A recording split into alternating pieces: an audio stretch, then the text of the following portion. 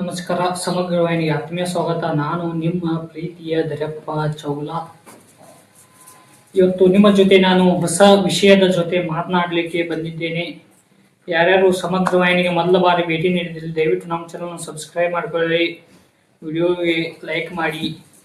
ನೀವು ಕೊಟ್ಟಂತ ಒಂದು ಲೈಕ್ ನಾವು ಮುಂದಿನ ವಿಡಿಯೋ ಮಾಡೋದು ನಮಗೆ ಹುರಿದುಂಬಿಸ್ತದ, ತಾಕತ್ತನ್ನ ನೀಡ್ತದ ಅನ್ನುವ ಮಾತನ್ನ ಹೇಳಿ ಇವತ್ತು ನಾನು ನಿಮ್ಮ ಜೊತೆ ಹಂಚಿಕೊಳ್ತಕ್ಕಂಥ ವಿಷಯ ನಮ್ಮ ಡಿ ಬಾಸ್ ಬಗ್ಗೆ.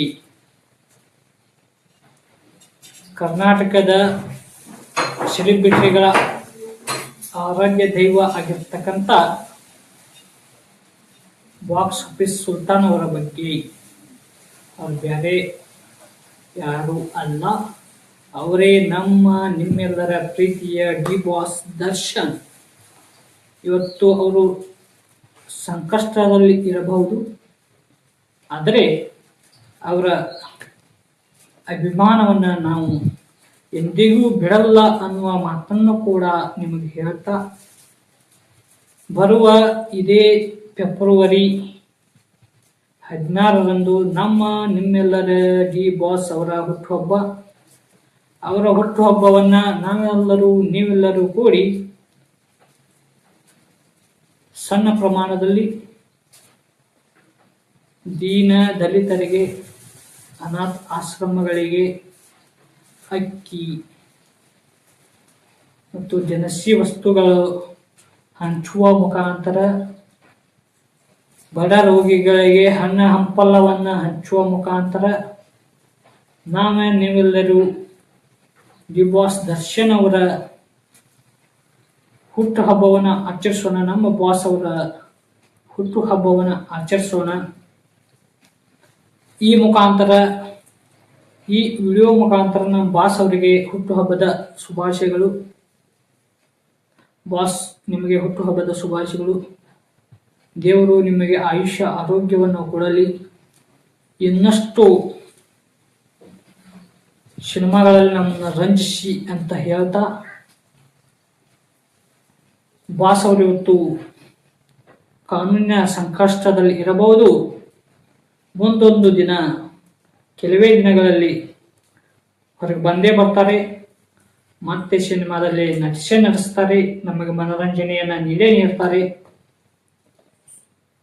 ನೀವು 100 ಜನ ನಮ್ಮ ಬಾಸ್ ಅವರಿಗೆ ಸಂಕಷ್ಟ ನೀಡಲು ಇದ್ದರೆ, ಸಾವಿರಾರು ದೇವಾನುದೇವತೆಗಳು ಬಾಸ್ ಅನ್ನು ಕಾಪಾಡಲು ಇವತ್ತು ಕುಂತಿದ್ದಾರೆ. ಕಾಪಾಡ್ತಾರೆ. ನಮ್ಮ ಬಾಸ್ ಅವರು ಯಾವುದೇ ರೀತಿಯ ತಪ್ಪನ್ನ ಮಾಡಿಲ್ಲ. ಅದಕ್ಕಾಗಿ ಅವರು ಹೊರಗೆ ಬಂದೇ ಬರ್ತಾರೆ ಅಂತ ಹೇಳ್ತಾ, ಸ್ನೇಹಿತರೆ, ಈ ಸುದ್ದಿ ವಾಹಿನಿಗಳು ನೋಡಬಹುದು, ನಮ್ಮ ಬಾಸ್ ಅವ್ರ ಬಗ್ಗೆ ಇಲ್ಲ ಸಲ್ಲದ ಅಪಪ್ರಚಾರವನ್ನು ಯಾರಾದರೂ ಮಾಡಿದರೆ ಈ ನಮ್ಮ ಕನ್ನಡ ಸುದ್ದಿ ವಾಹಿನಿಗಳಂತೆ ಹೇಳಬಹುದು.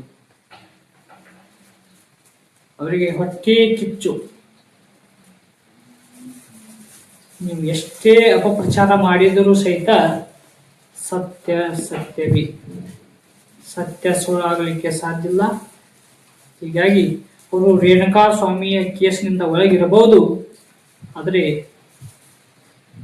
ಕಾನೂನಿನ ಮೂಲಕ ಅವರು ಹೊರಗೆ ಬಂದೇ ಬರ್ತಾರೆ ಅನ್ನುವ ಮಾತನ್ನ ಈ ಸಂದರ್ಭದಲ್ಲಿ ಹೇಳಿ, ನನ್ನೆಲ್ಲ ಪ್ರೀತಿಯ ಡಿ ಬಾಸ್ ಅಭಿಮಾನಿಗಳಿಗೆ ಡಿ ಬಾಸ್ ಅವರ ಹುಟ್ಟುಹಬ್ಬದ ಶುಭಾಶಯಗಳನ್ನ ಕೊಡ್ತಾ, ಯಾರೂ ಚಿಂತೆ ಮಾಡಬೇಡಿ, ಎಲ್ಲರೂ ದೇವಸ್ಥಾನದಲ್ಲಿ ಪೂಜೆ ಮಾಡಿಸೋಣ. ಬಡವರಿಗೆ ಹಣ್ಣು ಹಂಪಲ, ಅಕ್ಕಿ, ದಿನಸಿ ವಸ್ತುಗಳನ್ನು ಹಂಚಿ ದೇವರ ಆಶೀರ್ವಾದ ನಮ್ಮ ಡಿ ಬಾಸ್ ಅವರಿಗೆ ಸಿಗ್ತದ. ಅವರು ಕೆಲವೇ ದಿನಗಳಲ್ಲಿ ಹೊರಗೆ ಬಂದೇ ಬರ್ತಾರ ಅನ್ನುವುದನ್ನ ಖಂಡಿತವಾಗಿ ಹೇಳಿ, ಸ್ನೇಹಿತರೆ, ದಯವಿಟ್ಟು ಈ ವಿಡಿಯೋನ ಲೈಕ್ ಮಾಡಿ, ಶೇರ್ ಮಾಡಿ, ಹಾಗೆ